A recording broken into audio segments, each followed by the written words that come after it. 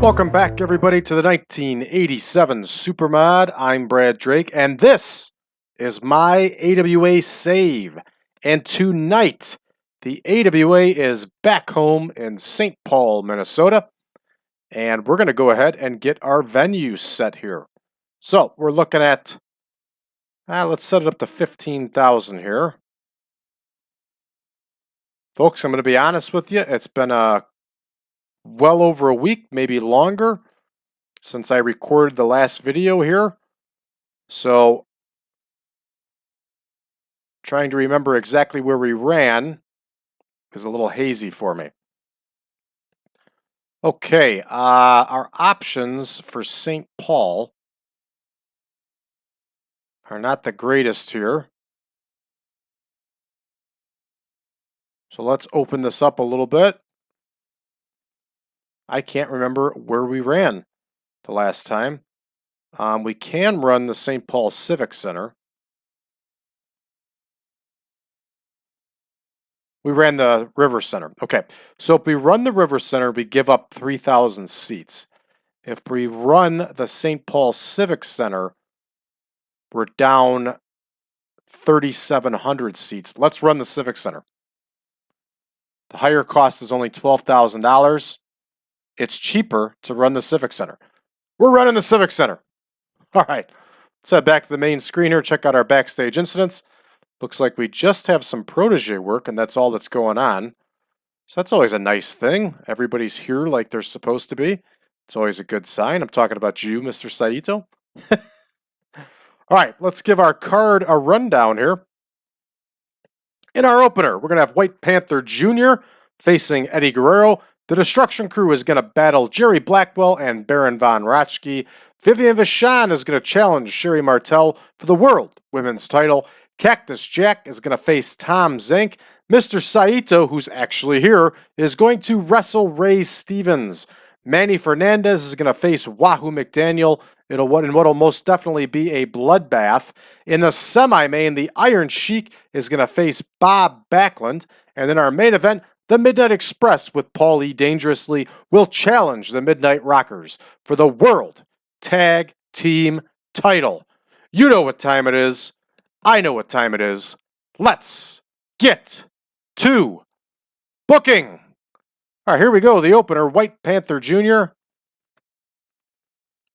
is going to face Eddie Guerrero, and they're going to go 10. And I can't remember if Eddie Guerrero is willing to put White Panther Jr. over. So we're going to double check here. And there is Eddie Guerrero right there. Bam. All right, let's, clicked on the wrong thing there. Let's check on Eddie's match history. And it looks like, yeah, Eddie did lose the White Panther once. And it's White Panther Jr.'s opportunity, his turn to win here. So White Panther Jr. is going to get the victory. And Eddie does not complain. And next, we have the Destruction Crew versus Blackwell and von Raschke. And we know that Blackwell and von Raschke are not going to be willing to lose that match. And I don't blame them. Two highly regarded veterans like that are not going to drop a match on a tour to two rookies. Right, I was looking at the wrong thing there. Here is the Destruction Crew. And there is Blackwell and von Raschke. Of course, we'll leave this one open-ended, but we know what the finish is going to be. All right, moving right along on our card here. Vivian Vachon and Sherri Martel. These two have been putting on some good matches all around the country.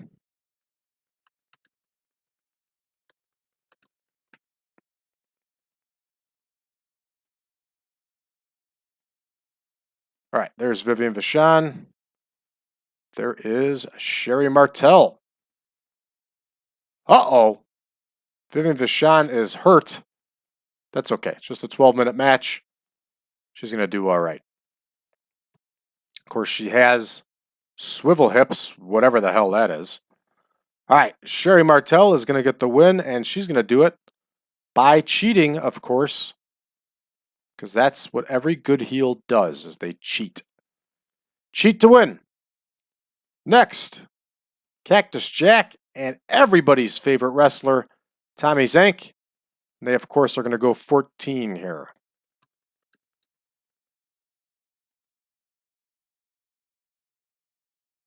There's Cactus Jack. There is Tom Zenk. And let's see who got the win the last time. I think Cactus Jack got the win. Nope. Tom Zenk got the win. And take a look at that. Tom Zenk with only 5 losses. Good for him. But this time, Cactus Jack is going to get the win. And it's going to be done by manager interference. Because remember, Cactus Jack has aligned himself here with Dastardly Don Carson. And Cactus Jack apparently threatened to beat up Tom Zenk, and then he decided to go along with things. So the Tom Zenk flake out countdown is still on. It's only a matter of time until he flips out here. But so far, he's doing okay. All right, here's Saito, and he's facing Ray Stevens. And there is Mr. Saito, and there is the crippler himself, Ray Stevens. These two have been putting on decent matches for men that are at the end of their career here, and Ray Stevens is going to get the win for us here. And that one is booked, and we're moving right on down the card here. Manny Fernandez and Wahoo McDaniel. We are not going to make this a gimmick match. It's not going to be a strap match. It doesn't need to be. And I think this one goes 16. It does. There we go. Fernandez and McDaniel.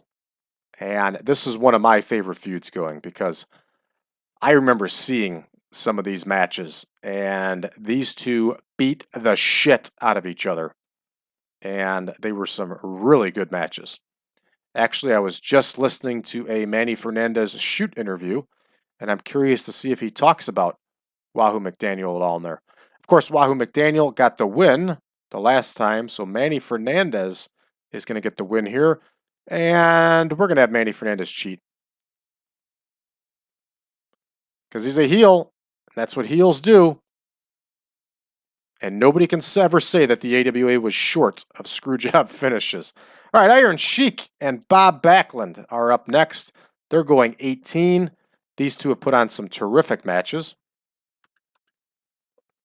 And it's a continuation of their feud from 1984, in which BOB BACKLUND dropped the WWF World Heavyweight title to the IRON SHEIK. The IRON SHEIK would go on to hold that title until January of 1984, when he lost the title to Hulk Hogan and Hulkamania, which was already born, so you can't say it was born, but it started running wild that day, brother. And I was a Hulkamaniac growing up. I'll always be a Hulkamaniac. It was an awesome time for wrestling. All right, IRON SHEIK is going to get the win here. And we're going to have the IRON SHEIK beat BOB BACKLUND by count out. I don't know how we ended up with 2 heel wins in a row here. We probably should not have. Let's double check that here. And make sure that it was a live event tour. All right. It is what it is. Sheiky goes over. A little bit of an out there, though. And, of course, our big main event here is the Midnight Express versus those Midnight Rockers.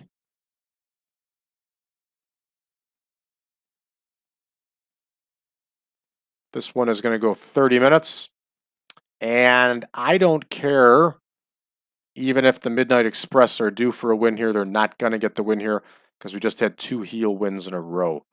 So there's the World Tag Team title, and we are going to have Marty Jannetty go over. All right, that one is booked out, and our card is ready. We're at our standard time of 2 hours and 22 minutes, and we're ready to rock and roll here. All right, there it is. White Panther Jr., greatest name ever, a.k.a. Jerry Lynn, gets the win over Eddie Guerrero by submission. Next, Jerry Blackwell gets the win over Wayne Bloom with that big power slam. And not a bad score. considering how green and new the Destruction Crew are. And look at this. The ladies get just as high of a score as the previous men do. It's good stuff. All right. Don Carson, of course, interferes, and Cactus Jack gets that win over Tom Zenk. Cactus Jack actually outscores Tom Zenk here. Cool. All right, Stevens over Saito with the bombs away, and Stevens gets a 72. Saito obviously did the work in this match with the 77. All right, Fernandez and McDaniel get a 77 here, and it is possible that Wahoo is dropping in ratings due to his age. Could be the same thing with Ray Stevens previously, and that's why this match only gets a 77 and not into the 80s.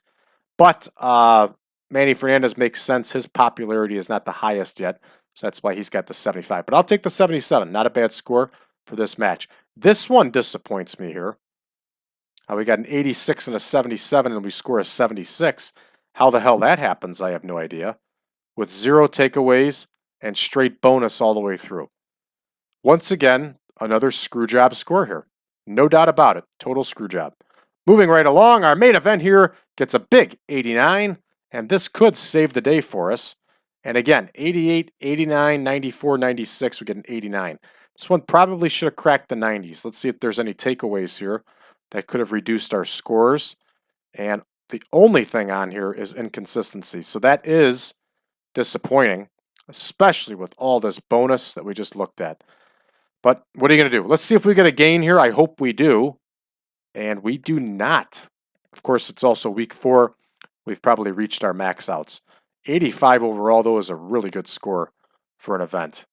We got to give Marty Jannetty and Shawn Michaels their props. And we're going to point out Dennis Condrey, too. He had one hell of a match. And you can see Randy Rose is doing a lot better now since he's not working for 17 other companies. So all three, I'm going to give great performance. We're going to make the speech. Marty's pleased, Shawn Michaels is pleased, and Dennis Condrey is pleased. That one is going to roll back to the main screen, everybody. And we're going to prepare for our next card here, which is going to be right across the way in Minneapolis, and chances are good we're going to run that auditorium once again. And big card, big main event here, Sergeant Slaughter and Curt Hennig. They have been doing some excellent scores around the way. Of course, last time, if you recall, Curt Hennig showed up doped up, so that wasn't good. All right. President Blackburn is going to retire here in a month. Now, when this happened in real life, the AWA actually brought in Tully Blanchard's dad, Joe Blanchard, and he became the new president. So we'll probably follow suit and do the same thing. Not a bad score here, almost 1 million viewers for All-Star Wrestling. That's terrific. And Wahoo really likes Eddie Guerrero. And so do we, Wahoo. So you're about right on. He is going to be a big star someday. So, what's this? Rikishi got married. Good for him. How old is he here? 22. Good for him. That guy was one hell of a wrestler. One hell of a wrestler. Let's take a look around the game world here and see if there's anything that tickles our fancy. What's Stampede got going? Gilles Defossé has defeated Ron Starr and retained the North American Heavyweight title. Ron Starr's got some title reigns here. And of course, in version 8, he's got a hell of a lot more. Ron Starr had some big success in Puerto Rico, I recently learned. And remember, everybody, this game is version 6. And we have already launched version 8. So, there's a lot of stuff in the newer editions that are not in this game, but that's okay, because we're continuing this save because we continue to have fun. And of course, World Class Championship Wrestling has a very nice show here. A lot of the regulars in action, but no Von Erichs, which would be rare for a TV show. So, but the interview with Kerry Von Erich gets the biggest number here. All right, everybody, that's going to do it for us for this episode. We'll be back tomorrow with our show in Minneapolis. And for those of you that haven't done so already, you can have version 8, go to braddrake.net/supermod, and you can contact me, and I'll be more than happy to send you the link to the Google Drive page. You can download not only the picture pack, but also the database.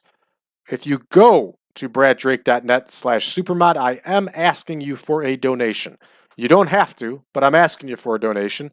And that money, along with all the other money collected by my company, Brad Drake Promotions, from TEW will be donated to the Cauliflower Alley Club. So make that donation, everybody. If you haven't done so already, also hit that subscribe button, give us a like, and share this video with your friends. Help us to continue growing, because we are growing every day. And last but not least, if you would like to talk about the Supermod, you can go to facebook.com/groups/1987Supermod, and you can join the rest of us and talk everything 1987 Supermod.